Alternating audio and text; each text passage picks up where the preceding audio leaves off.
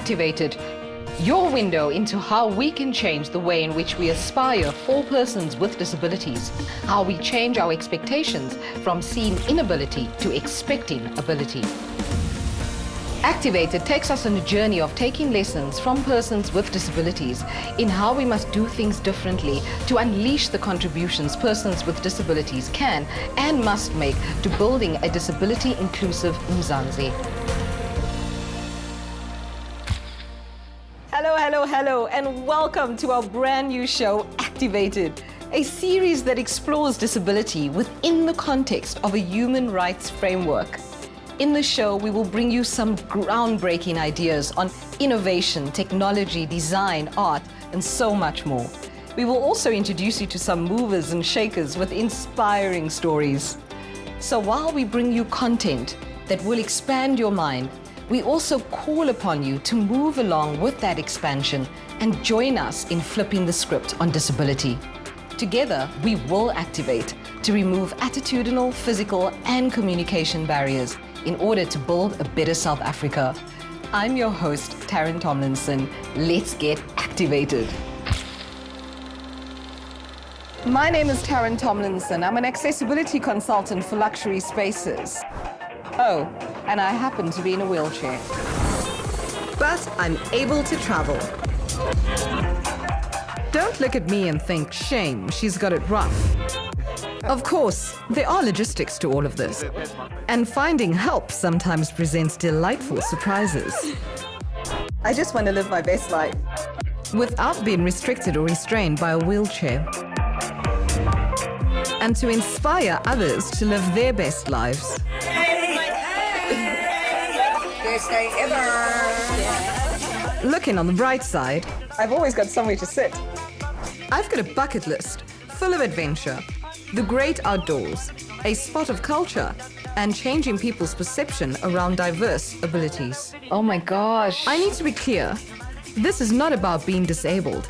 This show is about living fully and creating a world that is inclusive. I mean, we've been to the moon already. Why are some places still inaccessible?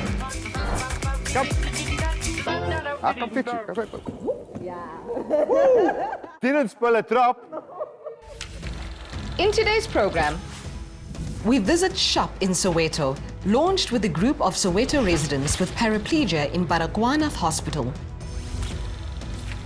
Nkosinathi Ndlovu received the Order of the Baobab Silver from President Cyril Ramaphosa in 2018. We traveled to Nelspruit in Mpumalanga to meet him. This afternoon, I will be chatting to Shuaib Chalklen, who amongst others headed up the Office on the Status of Persons with Disability in the Presidency. In this week's Activated Bulletin, I discuss design with Russel Vollmer, and we delve into how design impacts the lives of everybody, not just those with disabilities. We travel to Mbombela in Mpumalanga to meet Sibusiso Mogale, born without arms some 30 years ago. We get to know him as husband, father, and emerging farmer. Always follow your dreams, no matter what. And then to end, taxi turf war violence changed her life trajectory. Shot and paralyzed in a crossfire in 1996, Shelley Barry became a fierce human rights activist. Shelley ends our show with one of her poems, Call to Art. Die onderwerp van vandag is die beveiliging van die reg op gelykheid vir persone met gestremdhede in Suid-Afrika se demokrasie. Alhoewel daar gedurende die afgelope 25 jaar vordering gemaak is met die opening van geleenthede vir Suid-Afrikaners met gestremdhede, veg die meerderheid steeds 'n harde stryd om erkenning te gee aan hul regte. Hoeveel persone met gestremdhede is daar in u werkplek, skool of in 'n sosiale omgewing? Het u al ooit gewonder hoekom daar nie meer mense met gestremdhede wat aktief is in die gemeenskap? Dit kom neer op 'n gebrek aan gelykheid en toegang tot geleenthede. But let us take you on a journey down memory lane to where it all began in Mofolo, Soweto. We met up with Dan Kekane from Disabled People South Africa, who is one of the 41 newly appointed members of the Ministerial Advisory Committee on Social Change, whose aim it is to drive social behavior changes in communities. On a cold winter's evening, the people of Jabulani in Soweto heard a loud bang. I wonder what that was, somebody maybe asked. Sounds like a gun, somebody maybe answered. It was a gun, and a man lay with his face in the dust and a police bullet in his back. His name was FREDDY, the late founder of the organization that helps people with disabilities called SHUAIB, the Self Help Association for Paraplegics, which was the birth of the disability rights movement in South Africa. Hello, my name is Den Happy Kekane. Come, let me show you what SHUAIB is all about. SHUAIB is an abbreviation that stands for Self Help Association of Paraplegics. SHUAIB was formed specifically to give meaning to self-representation, wherein disabled people can express themselves as to what they want, when they want it, and how they want it. The society that we live in is a society that always thought of people with disabilities as people who are not worthy of doing certain things or the ability to do certain things. Mr. Eric Marumo, who is part of management here at SHUAIB, he has given me even that view that says, as disabled people, yes, we can.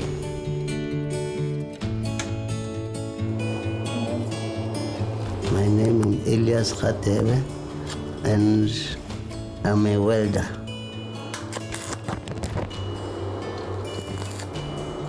Izinto eziningi ezenziwa ngensimbi or itafule or yini oyifuna ngensimbi siyakwenzela.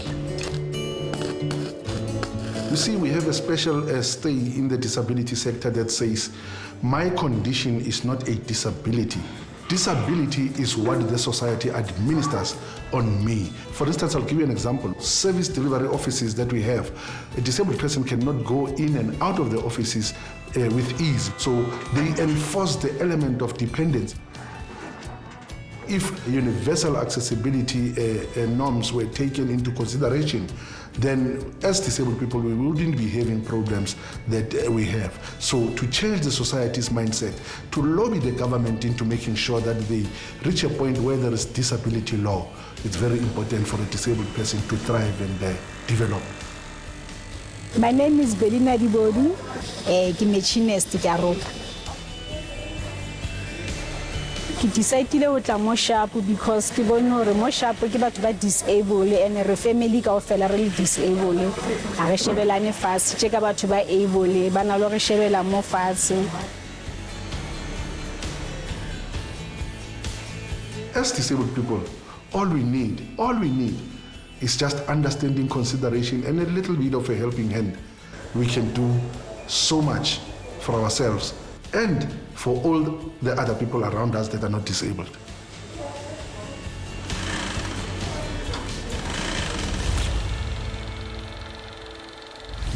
In the earlier years, SHUAIB became the catalyst for activists with disabilities across the country to establish similar self-help groups, advocating for their rights and economic liberation. Currently, persons with disabilities living in Soweto continue to build SHUAIB as an independent living and economic liberation vehicle. After the ad break, we take a look at a discussion I had with Shuaib earlier today. Don't go away.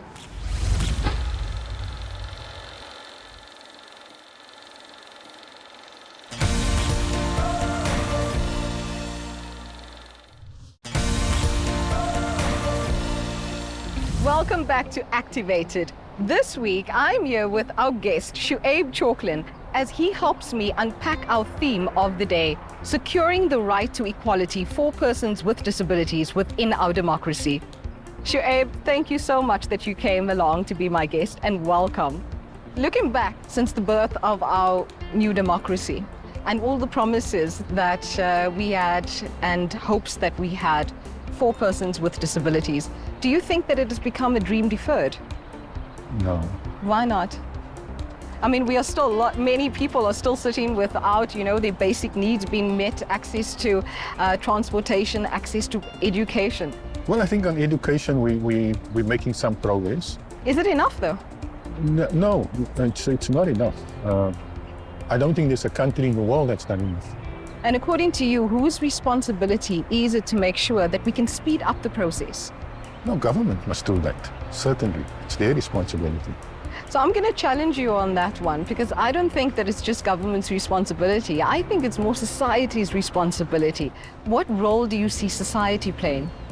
I think what we've lost in South Africa is a strong movement, of people with disabilities.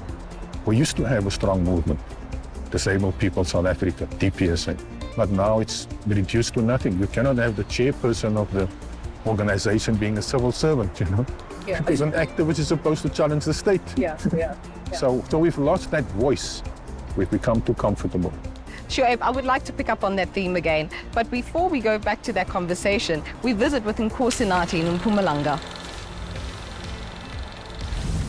Nkosinathi Ndlovu received the Order of the Baobab Silver from President Cyril Ramaphosa in 2018, and he's serving his second term as a member of the Presidential Working Group on Disabilities in the presidencies. My name is Nkosinathi, and my surname is Ndlovu.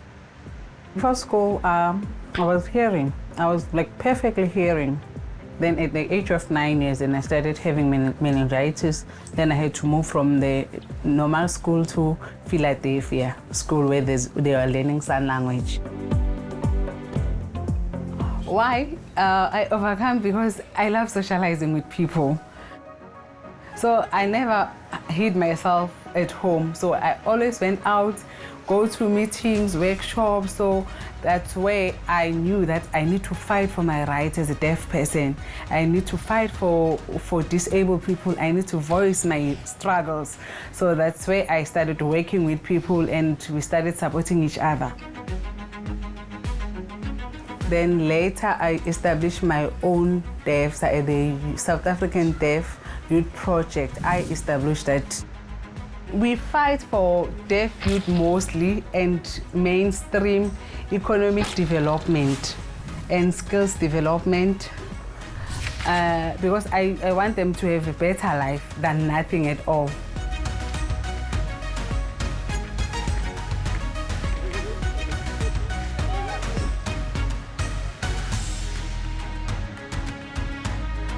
The National Order Award from the President, that was given to me. It was the best achievement of my life. That award meant a lot to me, because I was the first deaf person in South Africa to receive an award from the President. Hi again, deaf people, especially the youth in South Africa. I will just motivate and advise youth with deafness. Don't give up on your passion. You need to self-stand. Never rely on your family. You need to start building yourself and stand strong. If you want opportunities, you need to work hard. You need to excel in everything.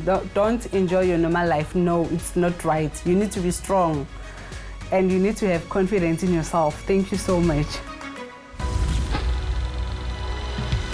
We commend Nkosinathi for his work in activating the youth, because the seeds planted today will bear fruit tomorrow. To continue our conversation, according to you, what do you think some of the greatest challenges are for persons with disabilities? Well, I mean, we still live in an unequal society. I mean, people want to live, They want to go to school, they want to get a job, they want to get married, live on their own, live a life just like everybody else. And if you were president, what would be two of the policies that you would make sure get implemented in order to help persons with disabilities? They should communicate a 10-year plan, because they always say, look, we don't have the capacity and we don't have the money. Then do it over a longer period. Communicate to people, commit yourself as a government to say, look, we're going to focus in the next 10 years on inclusive education, transportation, housing, and education, right? These 4 things. So they need to have a long-term, a medium-term, and a short-term plan that's actually... They commit themselves to it and put the money there and make sure that the people who are capacitated to implement as well throughout the country, especially in the poorer parts of the country. Shuaib, thank you so much that you came to join with me today and to chat over some of these issues that I know for myself is very relative as a person living with a disability within South Africa. After our ad break, we meet up with Russel, who will discuss universal design with me. Don't go away.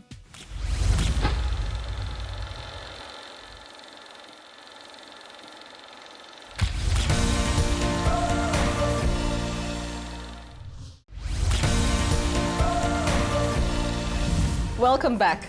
In our weekly bulletin, we bring information that provides you with some interesting facts, from designs to gadgets and tips and so much more. Solutions for all of life's daily challenges. As life expectancy rises and modern medicine increases the survival rate of those with significant injuries, illnesses, and birth defects, there is a growing interest in better design. Designs of buildings, products, or environments to make them more accessible to all people, regardless of age, disability, or other factors. Here with me to continue our discussion on universal design is my guest, Russel Vollmer. Good afternoon, Russel. It's so lovely to have you here with me. Thank you very much. Russel, what is universal design? Too often things are designed around individual needs. So universal design is really where they're designed for everybody, irrespective of your ability or your disability. So Russel, for many people that can't retrofit their house, what are some gadgets that people can use to facilitate ease of access? So things like when it comes to your bathroom, if you're in a wheelchair, you need to be able to do a 360-degree turn, have grab rails in the right places, next to the toilet, in the shower, and have a basin without a cupboard underneath it so that your knees can get in underneath. So for an individual, having these little costs, like you said, the hoists and fitting can become expensive. But I often find that with my bigger clients, you know, when I'm working in the tourism or in the hospitality industry, the cost implications for them also becomes quite a big issue. Obviously, retrofitting is where the cost is a bit higher because you're having to possibly modify something that's already been done. But if they can do it at planning stage, and in many hotels, they have a refurbishment program, and every time they come up for a refurbishment, they should just accommodate accessible design. So therefore, the cost should not be excessive. Russel, thank you so much for taking the time out and for joining us today. Pleasure. Thank you very much for having me. Cabo Kweni is net buite Nelspruit in Mpumalanga en dit is hier waar ons span vir Sibusiso Mogale ontmoet het. Swemmer, motiverend spreker en trendsetter het 'n bekende gesig op social media geword wat sy verhouding met sy dogter deel en sy sukses tot volhoubare boerdery in die gemeenskap. My name is Sibusiso Mogale. I was born with a disability called phocomelia, being born without arms.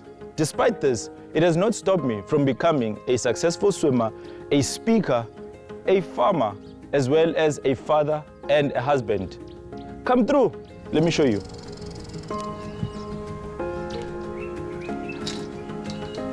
The reason I love farming, since I was a kid, that's all I kind of know from my grandmother. She used to farm a lot. So that used to be my grandmother's favorite. So I was always right next to her.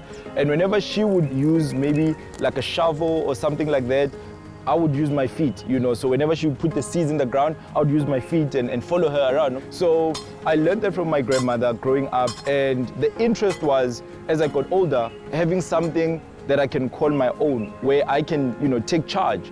Because most of my life it was someone else helping me. But with farming, I know that if I planted this seed and it grows and I water it every single day, I did that on my own. So it gives me the sense of freedom as well. Overcoming my disability was a challenge, I won't lie. It was a huge challenge, but I think most importantly, it was because I realized I had dreams and goals just like anybody else. That should have not made me any different, and that's when I started to rebel and say, you know what, I'm gonna achieve every single thing that I dream of and I want to achieve, despite what other people have said.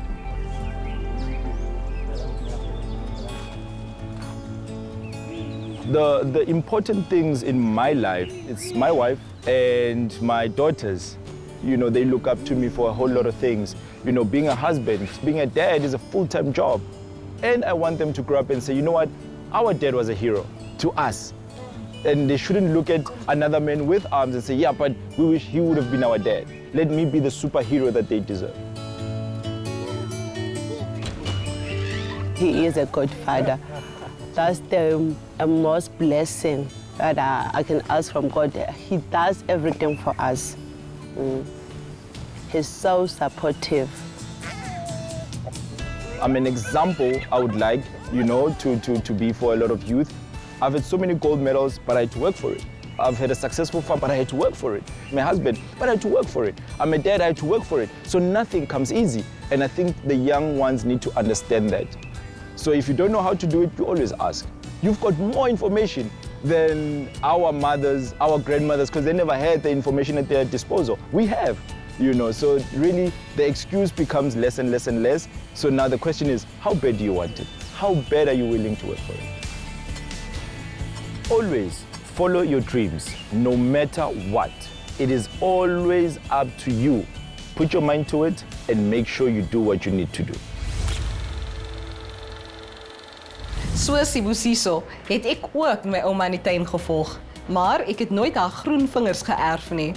Maar soos hy sê, as jy iets wil hê, moet jy hard daarvoor werk. Woorde om te onthou. But before we go, here is our activated content specialist, Shelley with one of her poems, Call to Art.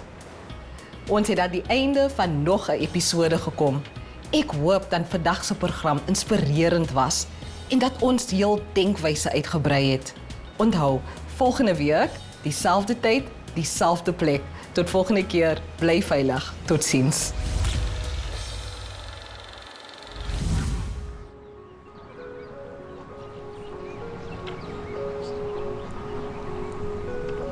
Call to Art for persons with disabilities. If we want to be part of this story, we have to write our own chapters. We have to paint our revolution across blank spaces. We have to dance and stomp upon our place on this land and make it sacred. We have to cross a stage and speak from the center, not from the side, not from the back. We have to capture our images and rid ourselves of the tin shaking street sitting pity me pictures.